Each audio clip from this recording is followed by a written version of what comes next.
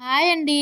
ఈరోజు నెల్లూరు స్పెషల్ బోండా రెసిపీని చూపిస్తాను. అస్సలు నూనె పీల్చకుండా పైన క్రిస్పీగా లోపల సాఫ్ట్గా చాలా బాగా కుదురుతాయి. వీడియో లాస్ట్ వరకు చూసి చేయండి, పర్ఫెక్ట్గా కుదురుతాయి. ముందుగా పిండిలో ఆనియన్స్, కొత్తిమీర, పచ్చిమిర్చి, అల్లం చిన్న చిన్న ముక్కలుగా కట్ చేసి వేసుకోవాలి.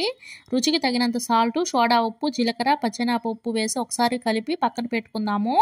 ఇప్పుడు బాండీలో డీప్ ఫ్రై సరిపడా ఆయిల్ వేసి చిన్న చిన్న బోండాలుగా పిండిని వేసుకోవాలి.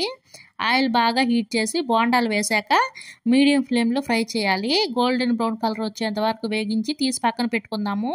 రేపు ఈవినింగ్ బోండా ప్రిపేర్ చేయాలంటే ఈరోజే పిండి మిక్సీ పట్టి రేపు ఈవినింగ్ వరకు బయట ఉంచుకోవాలి.